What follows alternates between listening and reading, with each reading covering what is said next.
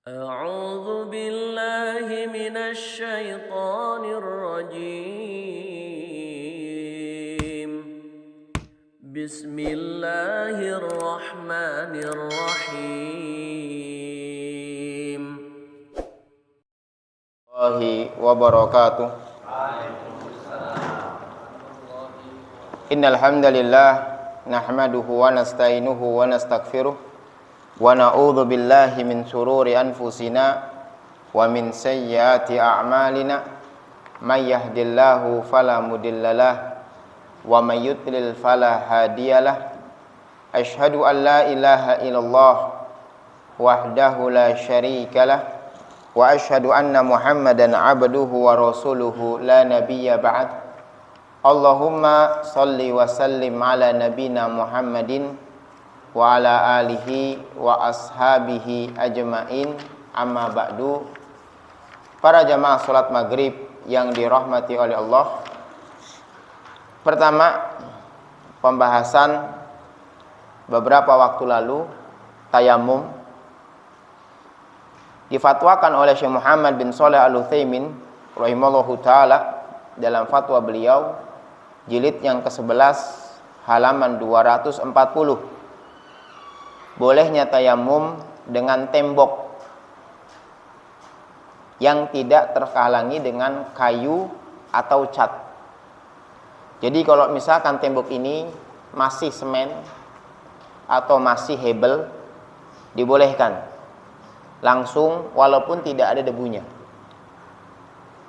Jadi kalau tidak terhalangi cat seperti ini, tidak ditemukan debu, dia langsung kemudian digunakan untuk membasuh muka dan tangan, maka itu cukup. Tapi apabila terhalangi dengan cat atau kayu, maka wajib harus adanya debu. Harus adanya debu. Seperti kita saat ini cat, maka harus ada debu di sini. Apabila tidak ditemukan debu, maka tidak boleh tayamum dengannya. Seperti itu. Jadi kalau misalkan tembok itu masih berupa semen, plesteran, itu dibolehkan. Kenapa? Karena plesteran itu pun asalnya dari tanah. Mau dia semen, mau dia pasir, mau dia batako, mau dia bata, hebel. Bagaimana akan mengarahkan istri ketika memang itu telah mendapatkan darah tabiat? Haid itu darah tabiat. Apalagi di dalam tubuhnya wanita itu ada 3 darah. Selain dari 4 cairan. Ada cairan kencing, cairan mani, cairan wadhi, dan madhi. Ini. Tapi wanita juga memiliki 3 darah. Darah haid, darah nifas, dan darah istihadah. Jangan sampai semuanya antum hukumi itu haid. Akhirnya apa? Dia nggak sholat, dia nggak puasa. Padahal dari 3 macam darah itu ada darah yang tetap wajib sholat, tetap puasa. Apa? Darah istihadah, darah penyakit. Ini al-haidu. Ini pertama haid. Huwa dammul ma'rufu indan nisa. Haid itu adalah darah yang tabiatnya wanita. Itu udah tabiat. Memang seperti itu rutinitasnya. Bahkan kalau seandainya seorang wanita itu tidak mengeluarkan darah haid dalam waktu 1 bulan atau dalam waktu-waktu tertentu, imma dia karena hamil atau ada yang dipertanyakan dari kesehatannya. Ini ya ikhwah. Kenapa? Karena darah haid itu sudah menjadi darah tabiat. Darah yang memang apa? Itu udah kebiasaannya dia. Kalau dia tidak keluar, imma dia hamil atau memang ada sesuatu yang terganggu dari kesehatannya. Nah, ini yang harus hati-hati nomor 2. Sampai kalau seandainya ya ikhwah, ini untuk informasi. Kalau seandainya istri antum tidak menyusui, kemudian bukan dalam mengandung, tapi itu ada gangguan dari haidnya itu nggak tetap berubah-ubah. Naudzubillah min zalik. Itu yang ditakutkan antara mium, kista dan kanker. Karena ana pengalaman dari dulu yang kontrak di rumah orang tua ana di Kebantenan. Kemudian juga sama mertua ana. Itu kalau misalkan haidnya itu dia terganggu, itu bisa antara mium atau kista. Itu ya ikhwah. Atau naudzubillah min zalik ke kanker. Makanya kalau ada seperti itu, antum langsung berobat, kemudian perbaiki pola makan. Sebetulnya pola makan ya ikhwah.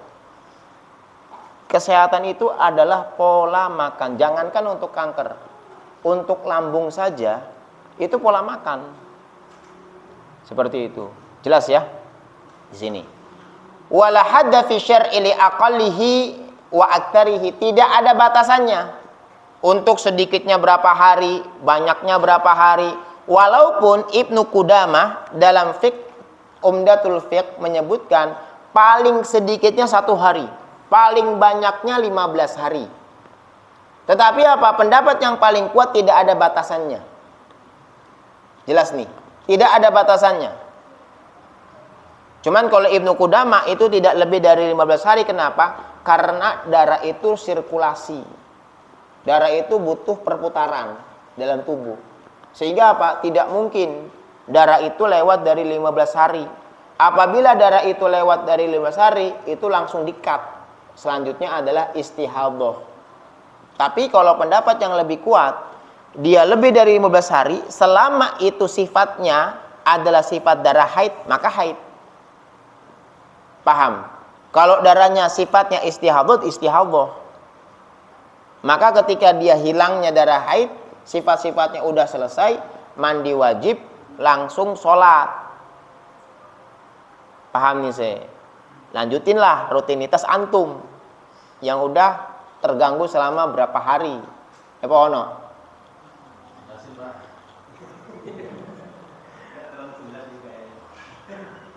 Wa inna ma yurja fihi ilal adah. Kemudian dikembalikan kepada kebiasaan. Dikembalikan kepada kebiasaan.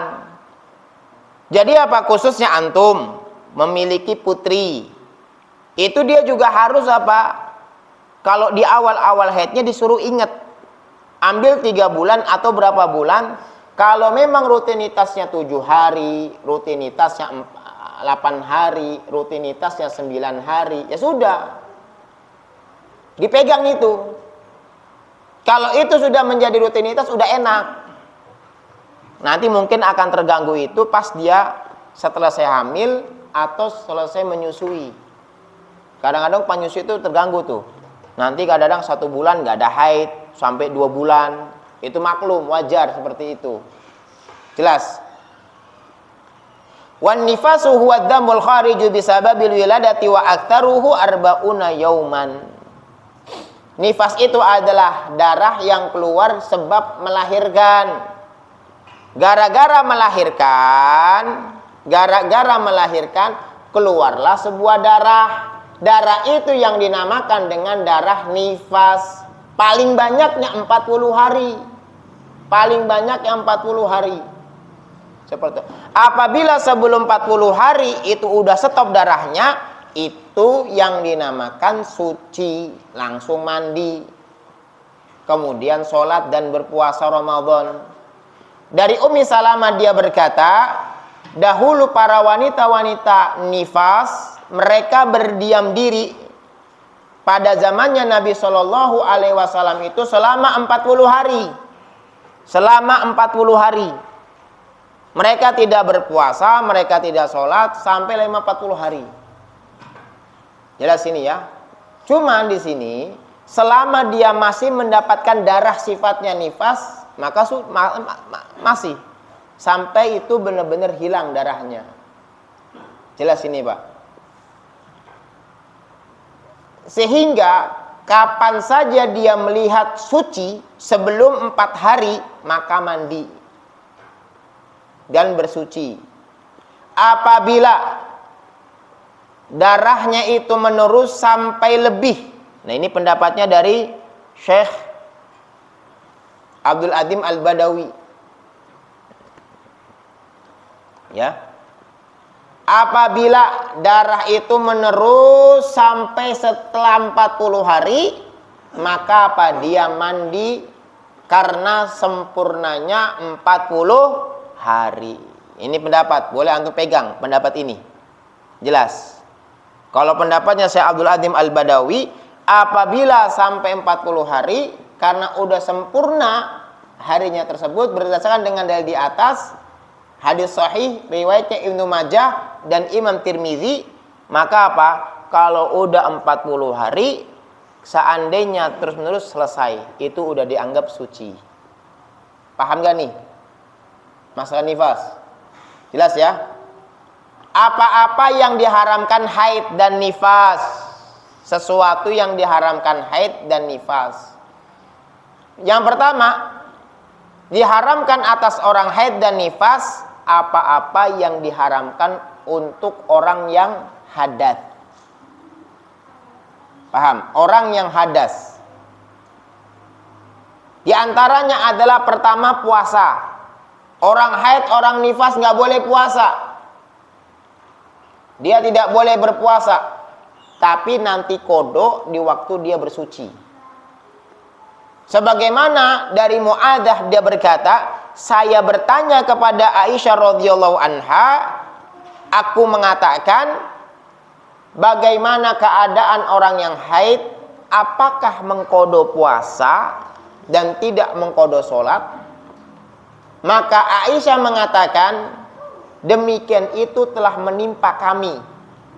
Bersama Nabi SAW, kami diperintahkan untuk mengqadha puasa dan tidak diperintahkan mengqadha sholat. Inilah kemudahan rahmatnya Allah kepada umatnya. Coba kalau seandainya wanita haid itu diperintahkan untuk qadha sholat 5, taruhlah seandainya kebiasaannya itu 7 hari. 5 kali 7 berarti 35 waktu. Coba sih, belum cucian numpuk, piring, kita pun hobinya masih nganin burung, ada yang cepedaan. Coba sih. Rahmat ini sih. Dari Allah Subhanahu wa taala. Coba tuh lihat, kalau itu 7 hari, dilakukan yang 10 hari. 50 waktu. Rahmat. Hanya disuruh apa? Mengqadha puasa toh. Allah Subhanahu wa taala kasih sayang kepada hambanya itu besar ya ikhwah. Lihat dari setiap syariat-syariatnya.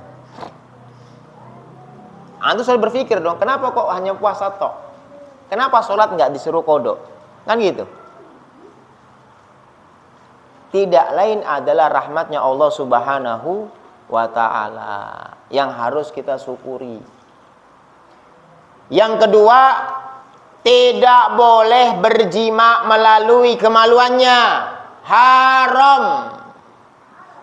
Haram. Tidak dibolehkan. Makanya ada syariat nambah lagi. Ini nggak bisa potong, nggak apa-apa. Islam tuh jalan solusi, Pak. Islam itu jalan solusi. Apalagi zaman yang penuh fitnah ini, ikhwah. Antum pusing coba antum sih. 15 hari coba nganggur tuh sih. Ya beri dok. Pusing sih. Apalagi baru nikah. Kalau bareng dapat dulu. Apa? Kalau hanya bareng. Apalagi mas? Kan 4 kan gimana sih? Coba tuh ikhwah. Islam tuh Masya Allah ya ikhwah. Islam tuh agama solusi. Antum udah gak ada alasan lagi berzina. Coba Islam tuh. Cumanya kita apa? Ya itulah kelemahan kita. ISIS. Ikatan suami takut istri. Ya mana? Paham nih ikhwah? Gak boleh berjima dalam kondisi haram, tidak dibolehkan. Jelas sebagaimana yang Allah Subhanahu wa taala katakan surat Al-Baqarah ayat 222. Dikatakan di situ, tidak dibolehkan Sebagaimana dalam surat Al-Baqarah ayat 222 dengan hadis Nabi SAW mengatakan isna'u kulla syai'in illan nikah. Lakukanlah semau kalian kecuali pada saat nikah. Apa kecuali nikah? Maksudnya apa? Lakukan terhadap wanita haid tetapi tidak boleh berjima. Tidak dibolehkan berjima. Jelas. Banyak santri sini sih. Kalau untuk mau bercumbu pun tidak dipermasalahkan, tetapi tidak boleh bagian farjnya tidak dibolehkan. Jelas ya? Nah, dikatakan di sini, hukumnya orang yang mendatangi orang haid. Qala al-Imam An-Nawawi fi Syahri Muslim. Berkata Imam An-Nawawi dalam Syarah Muslimnya mengatakan walau taqada muslimun hilla jima'il haid fi farjiha sara kafiran murtaddan. Barang siapa seorang muslim berkeyakinan halalnya berjima dengan wanita haid di kemaluannya, maka dia menjadi orang yang kafir, yang murtad. Ini walau fa'alahu insanun ghairu mu'takin hillahu fa in kana nasiyan au jahilan biwujudi haid au jahilan bitahrimihi au mukrahan fala itsma alaih. Kalau seandainya seorang itu melakukan tidak meyakini halalnya, nggak meyakini dia, oh ini nggak, memang ini nggak boleh, tapi dia melakukannya karena lupa atau karena jahil, ini ya ikhwah, ada yang lupa sih, tiba-tiba ini, oh, mungkin nggak?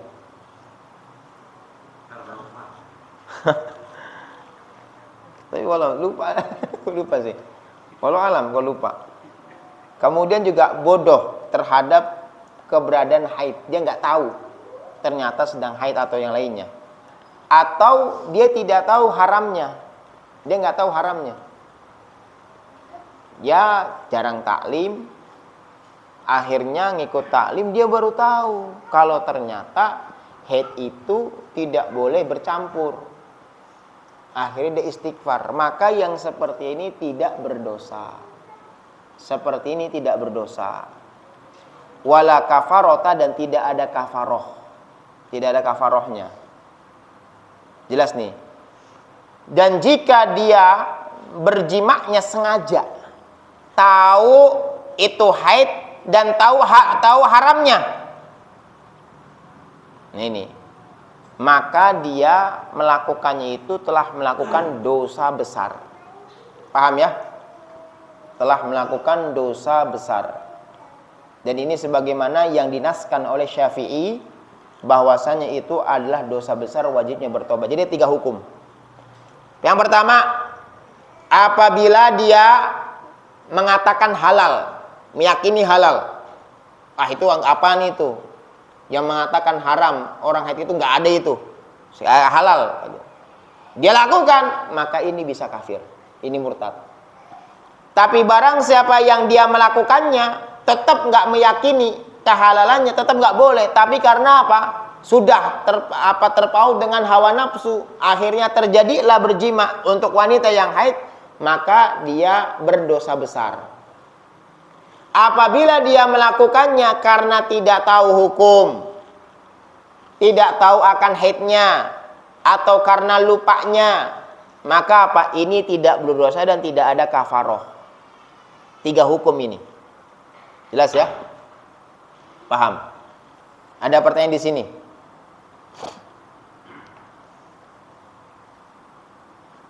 Silakan, ada pertanyaan? Nanti setelah ini kita masuk baru kitabus sholah.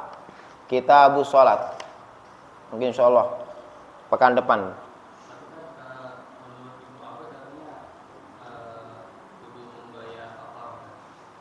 Siapa? Sebagian apa yang mereka melakukan itu dosa besar, ini ada 2 perkataan. Ada 2 perkataan. Ada yang mengatakan wajibnya kafaroh, dan di sini dikatakan Syafi'i mengatakan apa? Dosa besar, wajibnya bertobat, dan wajibnya kafaroh. wajibnya membayar kafaroh. Jelas ini. Memang di sini ada qaulan, ada dua perkataan di sini. Dan juga wanita haid tidak boleh ada di masjid. Tidak boleh ada di masjid. Itu pendapat yang kami kuatkan dari fatwanya Syekh Shalih Al-Utsaimin rahimahullahu taala. Jelas. Ada lagi pertanyaan?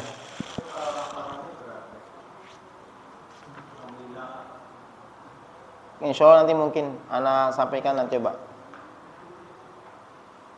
di fatwa nanti kafarahnya insya Allah.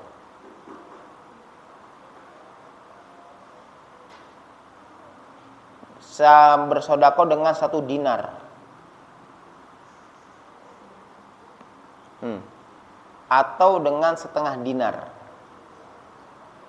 1 dinar itu emas murni ya. 1 dinar itu emas murni. 1 dinar berapa gram? Coba nanti antum cari di YouTube, di Google, 1 dinar itu berapa 1 gram. Nah itu yang sudah apa itu kafarahnya. Dikatakan di sini. Dikatakan di sini saya mengatakan pendapat yang paling kuat wajib kafarah. Pendapat yang paling kuat wajibnya kafarah. Berdasarkan dengan hadis Ibnu Abbas dari Nabi SAW, di dalam orang-orang yang datang kepada wanitanya dalam keadaan haid, istrinya, maka dia bersedekah 1 dinar atau setengah dinar. Jelas nih, 1 dinar atau setengah dinar. Nanti tinggal dinar itu 1 dinarnya, tapi ini dinar di zaman Nabi Muhammad SAW, bukan dinarnya UEA Abu Dhabi. Nanti jangan salah ntar. Nanti 1 dinarnya Abu Dhabi sekitar 4 ribuan. Ini dinar murni. Kalau antum tadi dinarnya murni. 1 dinar emas murni di zaman Nabi SAW. Sekolah Abu Dhabi atau Uni Emirat Arab itu dia bukan dinar sana, tapi dinar emas murni. Ya. Jelas nih, nanti tinggal ketemu 1 gramnya berapa. Itu yang jadi kafaroh. Jelas ini. Kalau 1 gram lumayan, 1 juta lebih. Paham ini? Yang bayar yang nomor 1, 2, 3 atau semua?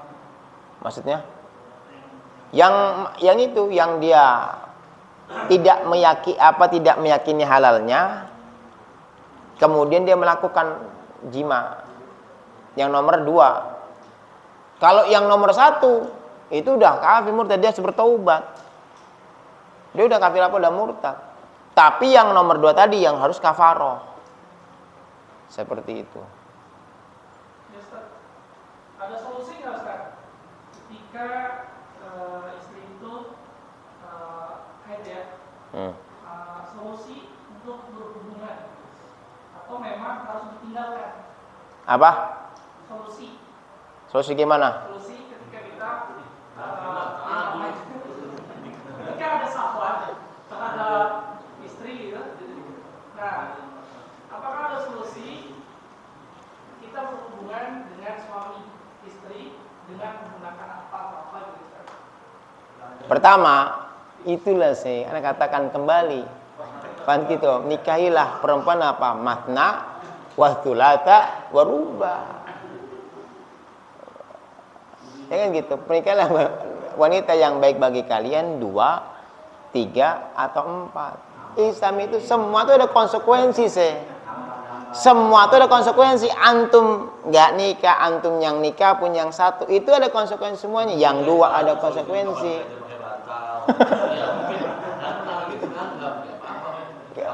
Boleh. Boleh menikmati, tapi apa tidak boleh langsung farjnya. Boleh, tapi tidak boleh dengan kemaluannya. Santri hati-hati nih. Jadi nanti pulang mau nikah lagi. Gimana mau pulang libur panjang lagi nih 2 pekan kan? Terbingung nih pulang mak nikah. Boleh, tapi tidak boleh menggunakan farjinya. Tidak dibolehkan.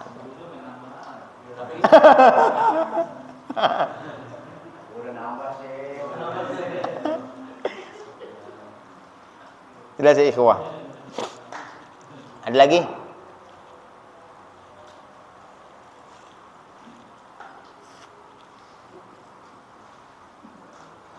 Ini kayaknya langsung sampai isya tok karena abis ini ada ada rapat. Silakan, ada pertanyaan?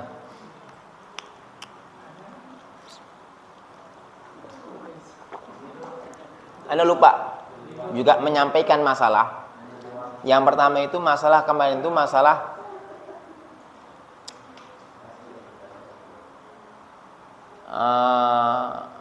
mandi wajib. Mandi wajib.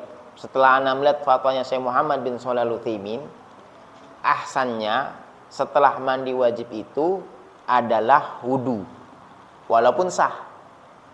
Tapi Syekh Muhammad bin Shalih Al-Utsaimin setelah mandi wajib sempurna, kan kalau di sini cukup dia. Cukup, nggak perlu berwudu lagi di al-wajib sini. Sebagaimana jelaskan, tetapi setelah mendalami melihat fatwanya dari Syekh Muhammad bin Utsaimin, yang mandi wajib itu tetap setelah selesai mengambil air wudu lagi buat sholat. Itu yang lebih afdol, katakan seperti itu, yang lebih baik.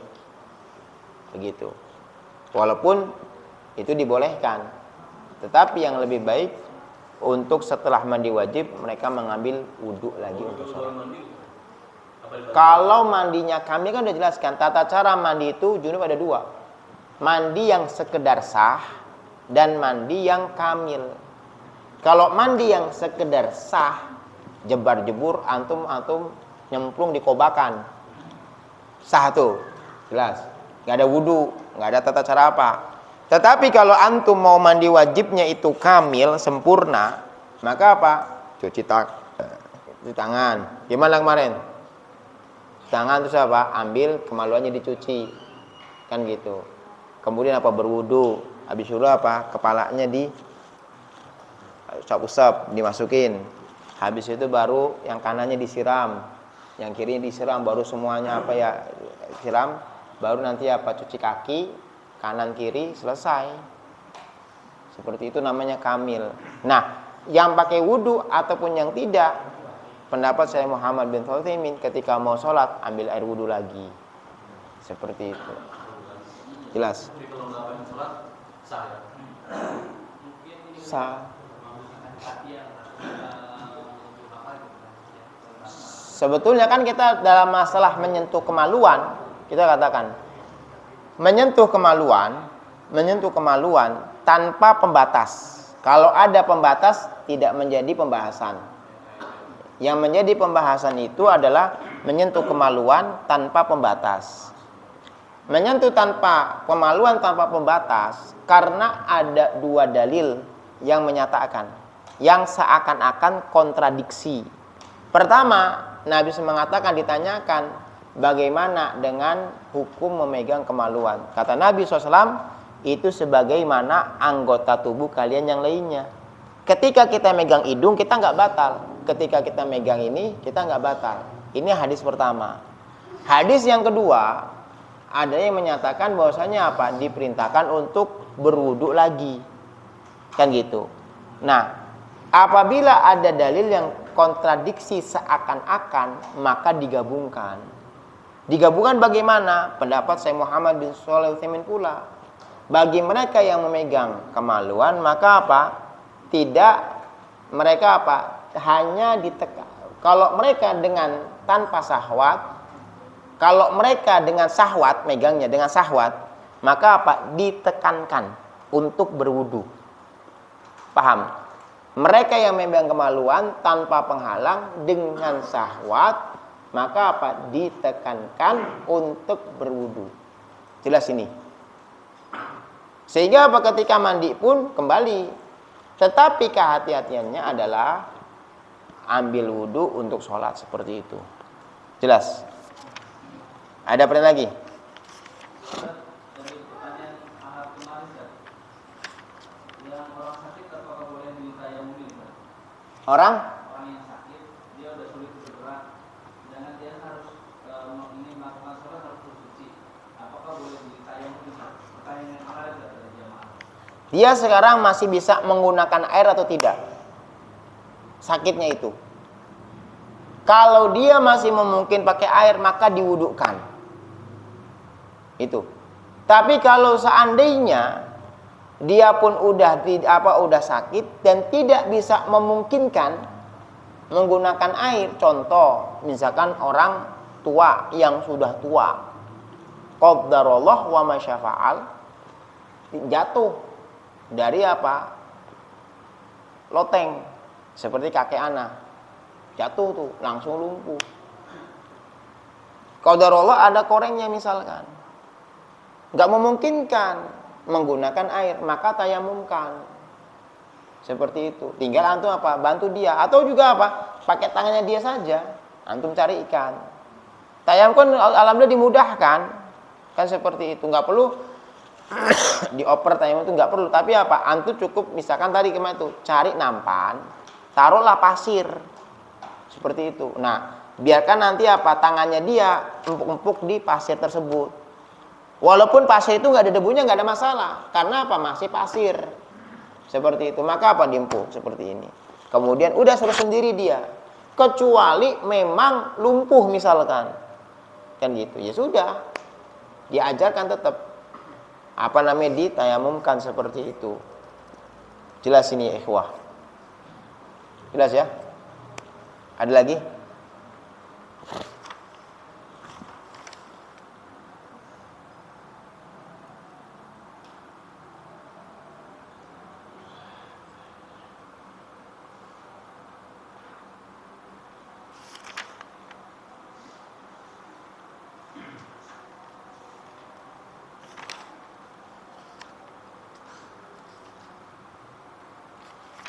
Di sini adalah istihadhah.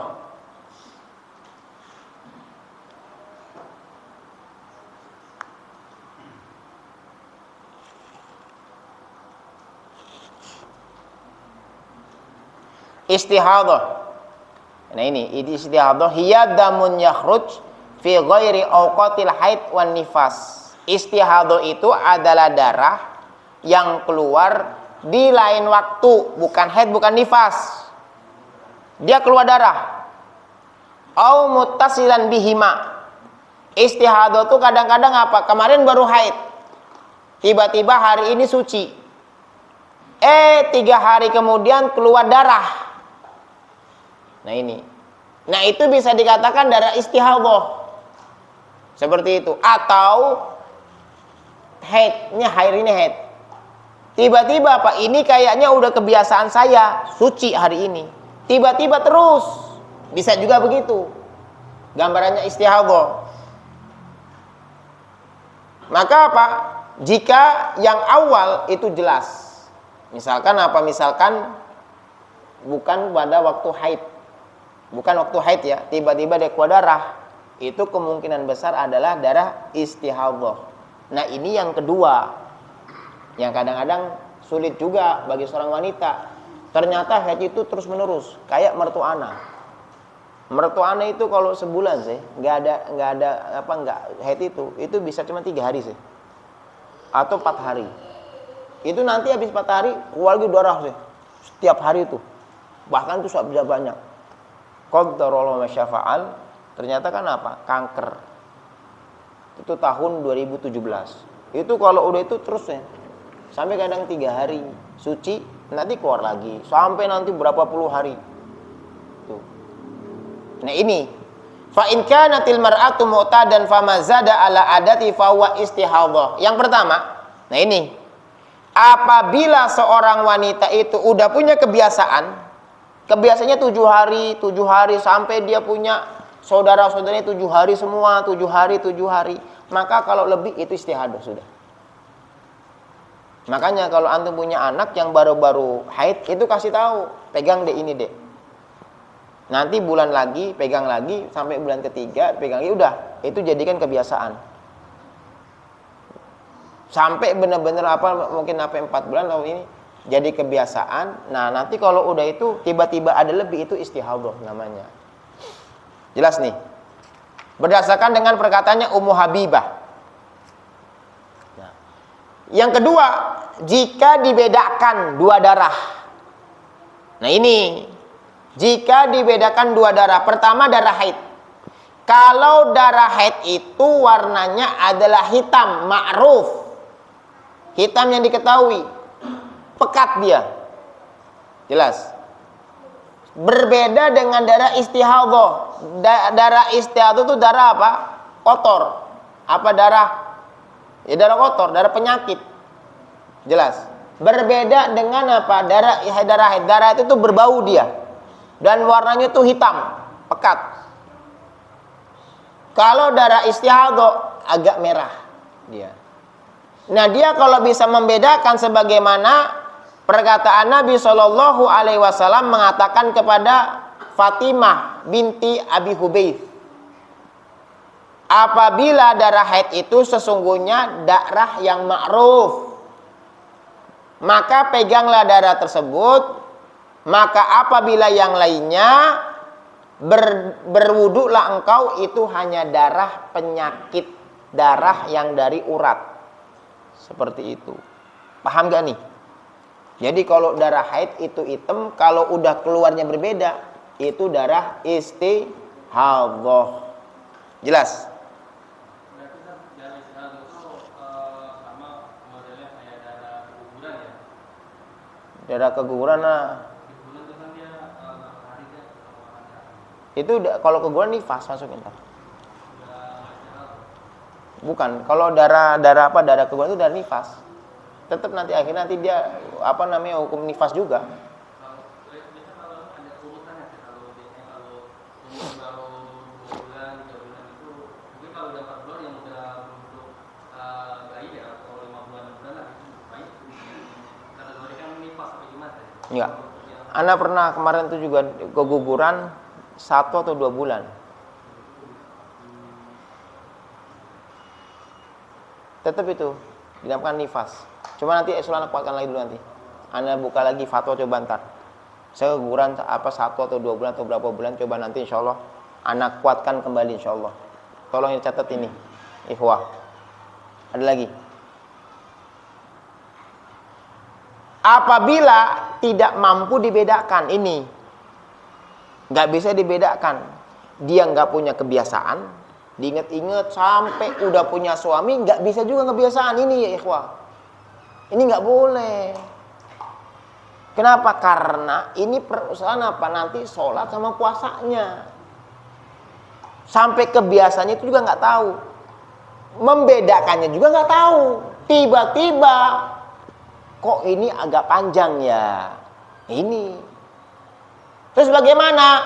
Dikembalikan kepada perempuan adatnya di situ.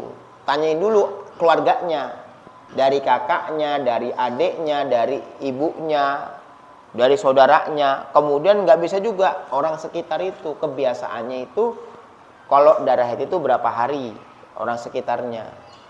Nah kalau itu sudah ketemu, berarti lebihnya itu adalah darah istihadhah.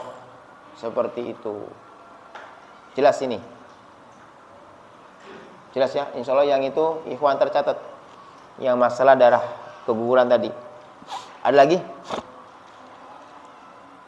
Nggak ada? Sudah kita tutup.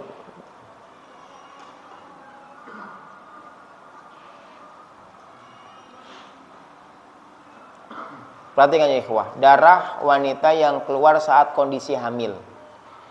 Darah wanita yang keluar ketika mungkin saja orang yang hamil keluar darah haid, tetapi itu jarang sekali ya, ikhwah. Kenapa? Karena sudah ada isinya. Jelas. Tetapi di sini ada beberapa hukum. Kalau itu sesuai dengan darah haid, maka dihukumi haid. Walaupun dia udah hamil. Paham? Walaupun jarang sih, jarang. Orang udah hamil itu jarang. Sangat jarang. Tapi kalau memang ditemukan ada wanita yang haid dan percis darah haid, maka apa? Itu haid. Kalau tidak sesuai dengan darah haid, maka itu adalah darah istihadhah. Seperti itu. Jelas? Kemudian perempuan yang haid dibolehkan membaca Quran ketika dibutuhkan. Bagaimana dibutuhkan? Dia punya hafalan banyak. Takut kalau seandainya dia nggak murojaah hafalannya akan hilang, itu boleh. Dia pengajar Quran, punya santri-santri atau santriwati penghafal Quran, dia harus menyimaknya, itu boleh. Seperti itu. Tapi kalau tidak dibutuhkan, tidak dibolehkan. Jelas ini. Dia nggak punya hafalan, nggak punya yang lainnya, maka tidak dibolehkan. Seperti itu. Kemudian yang berikutnya, wanita haid tidak boleh berada di masjid, dikarenakan ada beberapa hadis yang melarang. Hah? Di pinggirnya seperti di lapangan boleh. Di sini tidak dibolehkan. Inti kayak similar di situlah. Tidak dibolehkan. Dan itu tidak dibolehkan. Takutnya apa? Ketika itu takutnya mengotori. Seperti itu. Hanya boleh apa? Abir saja, lewat saja. Lewat pun itu kalau benar-benar tidak mengotori, seperti itu. Jelas. Intinya dia apa? Kalau memang misalkan ternyata menunggu antum sholat, maka apa lebih baik di luar.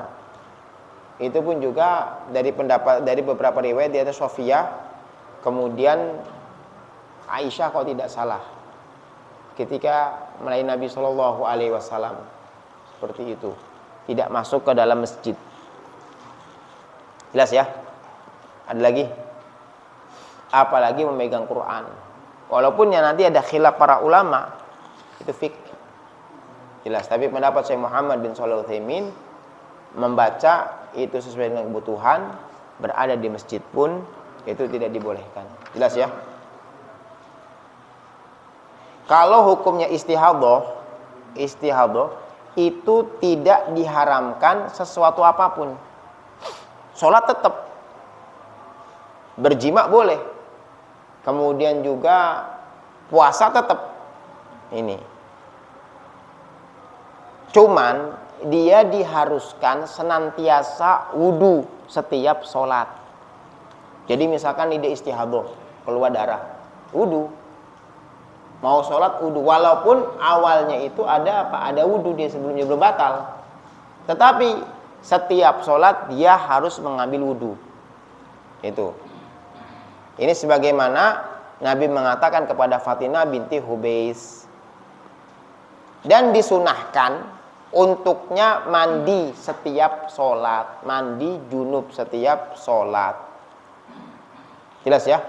Insya Allah pekan depan kita akan mulai kitabus sholah, kitab sholat. Jelas? Mungkin ini yang bisa Anda sampaikan, kurang lebihnya mohon maaf. Subhanallah bihamdik, asyhadu an la ilaha illa anta, astaghfiruka wa atubu ilaik. Assalamualaikum warahmatullahi wabarakatuh.